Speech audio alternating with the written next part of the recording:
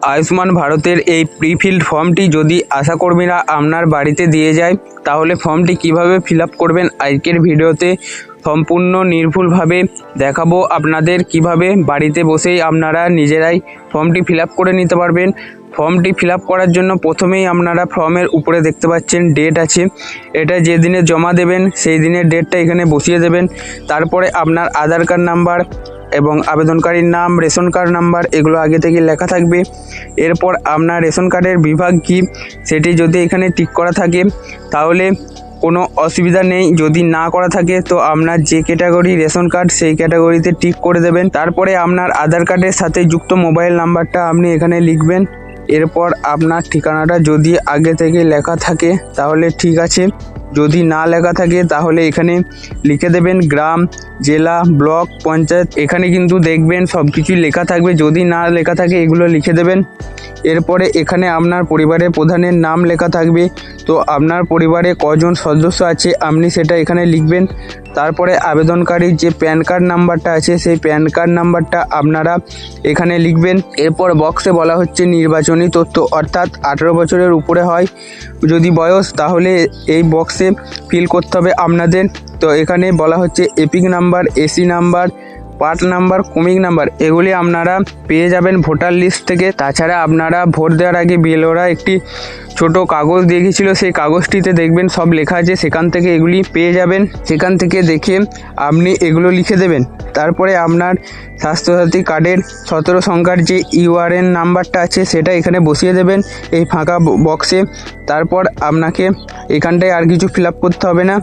এরপর আপনারা চলে আসবেন পরের পেজে। তো এখানে বলা হচ্ছে বাতিল করার মাপকাঠি, আপনাকে এখানে এই সব প্রশ্নগুলি জিজ্ঞেস করা হবে, যদি ঠিক হয় তাহলে হ্যাঁ করবেন, আর যদি ভুল হয় তাহলে না করে দেবেন। প্রথমে আপনাদেরকে বলা হচ্ছে যে পরিবারের বার্ষিক আয় কি আপনার 8 লক্ষ টাকার বেশি, যদি হয়ে থাকে তাহলে এখানে হ্যাঁ করবেন, যদি না হয়ে থাকে তাহলে এখানে না করে দেবেন। পরিবারের কোনো সদস্য কি আয়কর প্রদান করেন, এটিও যদি আপনাদের ক্ষেত্রে হ্যাঁ হয় তাহলে হ্যাঁ করবেন, যদি না হয় তাহলে না করে দেবেন, অর্থাৎ না বক্সে টিক দিয়ে দেবেন।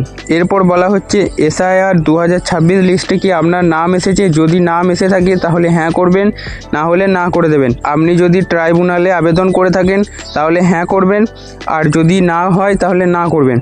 এরপরে জিজ্ঞেস করা হচ্ছে আপনি কি ট্রাইব্যুনালে আবেদন করেছেন, আপনার নাম কি এখনও সিএতে পড়ে আছে, যদি থাকে তাহলে হ্যাঁ, আর যদি না থাকে তাহলে না করবেন।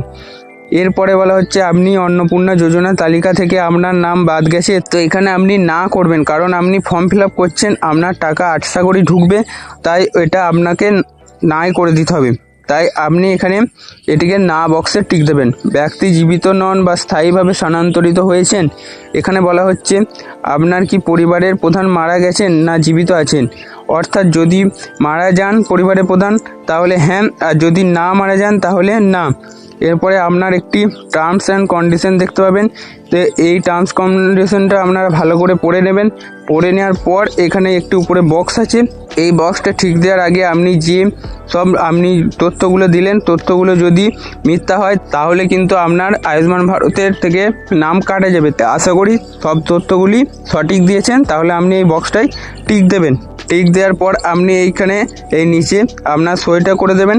সই যদি করতে না পারেন তাহলে আপনি সরাসরি এখানে টিপ দিয়ে দেবেন। টিপ দেওয়ার পর এখানে এগুলো যেগুলো দেখতে পাচ্ছেন এগুলো আপনাদের জন্য নয়, এগুলো অফিসিয়ালি সব স্টাফেরা ফিল আপ করবে। তো এখানে আপনাদের কাজ এখানেই শেষ। তো আশা করি ভিডিওটা শেষ পর্যন্ত যারা দেখলে ভিডিওটা আপনাদের সবটি বোঝাতে পেরেছি।